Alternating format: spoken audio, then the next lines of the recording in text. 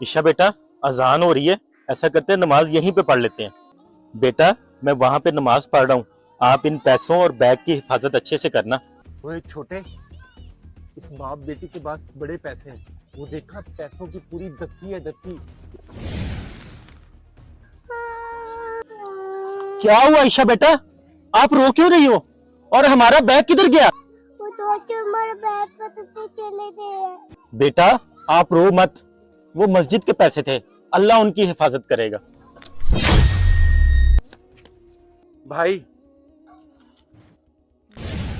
भाई मैंने ये बैग पैसों के लिए चुराया था, लेकिन इस बैग में पत्थरों के सिवा कुछ नहीं निकला।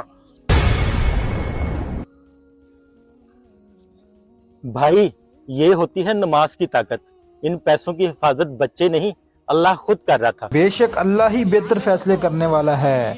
हमारा ये मैसेज अच्छा लगे तो शेयर लाजमी